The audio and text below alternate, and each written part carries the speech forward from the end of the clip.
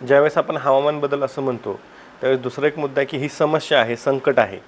पण त्याच्या उपाययोजना किंवा त्याच्यातनं एक उत्तर शोधण्याच्या दिशेने सुद्धा प्रयत्न करणं गरजेचं आहे.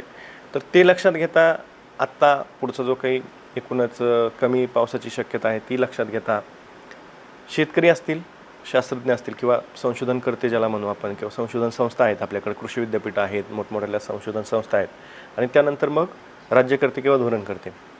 यांच्या पातळीवरती काय उपाययोजना त्यांनी आत्तापासून अंमलात आणायला पाहिजेत किंवा त्याच्याकडे पाऊल टाकायला पाहिजेत किंवा याची तीव्रता जी आहे ती लक्षात घेऊन काय उपाययोजना आखल्या पाहिजेत? तर आपण शेतकऱ्यांनी काय करायला पाहिजे याच्यावर नंतर येऊ. पण त्याच्या अगोदर धोरणकर्ते, राज्यकर्ते किंवा आपल्या संशोधनाची दिशा कशी असायला पाहिजे याचं थोडक्यात आपण म्हणजे थोडक्यात त्याचा तपशील समजून घेऊ. की महाराष्ट्र राज्यामध्ये 10 जिल्ह्यातील जवळपास 114 तालुके अवर्षण प्रवण होते. त्या तालुक्यांच्या व्याख्येतच 8-10 वर्षातली 1-2 वर्ष कमी पावसाची किंवा तीव्र दुष्काळाची होती. हे त्यावेळीच्या धोरणकर्त्यांनी ओळखलं आणि त्यावेळी ज्या योजना आहेत त्याचं ते प्रतिबिंब आपल्याला तसं दिसतं की वेगवेगळ्या सिंचनाच्या योजना असतील, धरण तयार करण्याच्या योजना असतील, फळबाग लागवडीसाठीच्या योजना असतील, जेणेकरून त्या भागामधल्या जे मर्यादा आहेत, कमी पाऊस राहणार आहे आणि ह्या शेतकऱ्यांना तर ते तसं त्या पद्धतीनं झालं. आता आपण आपल्या सगळ्यांचा अनुभव आहे, 10 वर्षामध्ये प्रत्येक वर्षीचा पाऊस वेगळा आहे आणि तो शेतीला पूरक पडत नाही, त्याची वारंवारता आणि तीव्रता वाढत आहे. तर पहिलं आपल्या संशोधनाची दिशा काय असायला पाहिजे हे आपण समजून घेतलं पाहिजे. पहिलं तर संशोधन तुम्हाला करताना जे काही आपल्या मोठ्या मोठ्या संस्था आहेत त्यांनी तळागाळातल्या शेतकऱ्यांना किंवा ग्रास रूट लेवलवर काय होतं ह्याची पहिली नोंद घ्यायला पाहिजे. बरोबर. काय म्हणतायत शेतकरी, म्हणजे कीड रोगाचं प्रादुर्भावाविषयी त्यांचं काय मत आहे, फळधारणा न होण्याबद्दल त्यांचं काय मत आहे, त्याच्यानंतर यावर्षी उडदाचा हंगाम चांगला आला, मागच्या वर्षी तो नव्हता, तर या दोन्हीतलं कोरिलेशन काय आहे, म्हणजे मागच्या वर्षी का नव्हता, यावर्षी का चांगला, हे सगळं समजून घेऊन आपल्याला संशोधनाची दिशा निश्चित करावी लागेल. बरोबर. ते संशोधन करताना एक मर्यादा पण लक्षात घ्यावी लागेल की खरीप आणि रब्बी असे हंगामच आपले धोक्यात आलेले आहेत. बरोबर. म्हणजे काही काही वेळेस तुम्हाला जून अखेरपर्यंत पेरणी करता येत नाही. जून अखेरपर्यंत पेरणी नाही करायची म्हणलं तर तुम्हाला निम्मी खरीपाची पिकं पेरता येत नाहीत, का तर पेरणी उशिरा होत असल्यामुळं.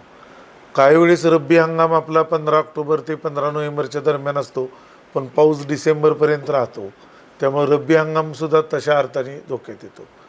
तर मग तुम्हाला असं बघावं लागेल की जर अशा परिस्थितीमध्ये आपल्याला पिकाच्या नवीन सुधारित जाती अशा काही काढता येतील का नवीन सीझनसाठी. जसं भाजीपाल्यामध्ये आपल्याला दिसतं पहा, वर्षभर कलिंगड येऊ शकेल एवढे त्याच्यात वाण निर्मिती झालेली आहे. बरोबर. कोबी किंवा फ्लावर हे थंड प्रदेशातली पिकं म्हणून ओळखली जातात परंपरेने, पण ते अगदी सोलापूरच्या 42 डिग्री उन्हाळ्यामध्ये सुद्धा तिथं कोबी येतो. तशा व्हरायटी आहे, तसं तंत्रज्ञान उपलब्ध आहे. तर मग आपल्याला तसा संशोधनाला दिशा द्यावी लागेल. बरोबर. धोरणकर्तेनी याच्याकडे एक गोष्टीनं बघायला पाहिजे की धोरणकर्ते किंवा आपलं सगळं चर्चा विश्व जे आहे ना अशा ह्याच्याभोवती फिरतं की शेती म्हणजे शेतकऱ्यांचे प्रश्न, शेतीचे प्रश्न म्हणजे शेतकऱ्यांचे प्रश्न नाही, शेतीचे प्रश्न म्हणजे 140 कोटी लोकांच्या अन्न सुरक्षेचे प्रश्न आहेत, पोषण सुरक्षेचे प्रश्न आहेत. बरोबर.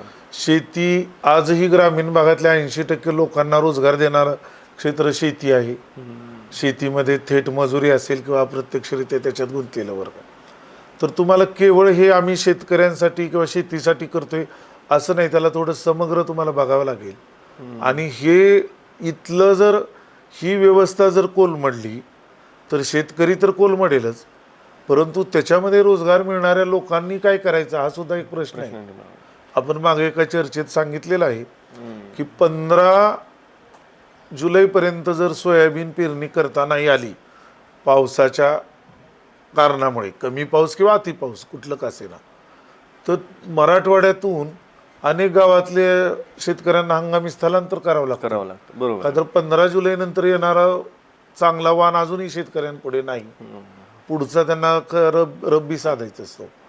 तर धोरणकर्त्यांनी ह्या सगळ्या मर्यादा ओळखून हे प्रश्न ग्रामीण भागाचे आणि पर्यायाने लोकसंख्येच्या 60-70% लोकांचे आहेत असं म्हणून याला दीर्घकालीन धोरण तयार करावं लागेल. तात्पुरते तर तुम्हाला रिलीफ म्हणून द्या, मदत द्या. हो आता अजून अतिवृष्टीची मदत वाटप सुरूच आहे. हो तोपर्यंत दुष्काळाचं उंबरठ्यावर आलेलं आहे, आपल्या अतिवृष्टीचं सुरूच आहे, त्याचा फटका बसलायच. त्या फटक्यातनं कुठं आपण सावरत नाही तोपर्यंत अंदाज आहेत की आता ह्याचे बसतील फटके दुष्काळाचे. बरोबर. तर हे असं चालतच राहणार आहे. त्यामुळं पंचनामे आणि भरपाई अशा चक्रात न अडकता याला समग्र विचार करून ह्या ग्रामीण समाजामध्ये आश्वासक वातावरण निर्माण होईल अशी धोरणं, तशा योजना, तशा वेगवेगळ्या मोहीम स्वरूपातल्या योजना तुम्हाला राबवाव्या लागतील, तर ते होईल. आता तुमच्या प्रश्नात शेवटचा होता, शेतकऱ्यांनी काय करायला पाहिजे. हो तर मी शेती क्षेत्राचा अभ्यासक म्हणून किंवा जगभरातल्या ज्या तज्ज्ञांचं मत आहे ह्याच्यावर पहिलं तुम्हाला करावं लागतं, जोखीम विभागणारी शेती पद्धती स्वीकारावी लागेल. जोखीम विभागणाऱ्या पद्धतीसाठी प्रीरिक्विसाइट म्हणजे प्राथमिक गरज अशी आहे की तुमची शेती ही डायव्हर्सिफाईड पाहिजे. डायव्हर्सिफाईड म्हणजे आपल्या भारताच्या तुलनेमध्ये, भारताच्या संबंधात बघायचं झालं तर तुमच्याकडे कमी कालावधीत येणारी पिकं पाहिजेत, मध्यम कालावधीतली पिकं पाहिजेत, थोडं तुरीसारखं दीर्घ कालावधी 2 हंगाम लागणार पीक पाहिजे, अनेक पिकं पाहिजेत, मूग, उडीद, तूर असे पिकांची संख्या. म्हणजे साधारण सगळ्या तज्ज्ञाचा जगभरातील आणि आपल्या इथलं सगळा अंदाज घेतला तर आपल्याला समग्रता एक हवी आहे विचारामध्ये, शेतकऱ्यांच्या सुद्धा कृतीमध्ये समग्र विचार करून त्यांना करावं लागेल. त्याच्यानंतर शाश्वत तंत्रज्ञान तुम्हाला तत्वमन स्वीकारावं लागेल. बरोबर. आणि तिसरं तुम्हाला एकात्मिक व्यवस्थापनाकडे जावं लागेल. आणि ह्या सगळ्या ठिकाणी बहुविध पीक पद्धती हा आता सध्याचा म्हणजे मार्ग आहे असं मला वाटतं.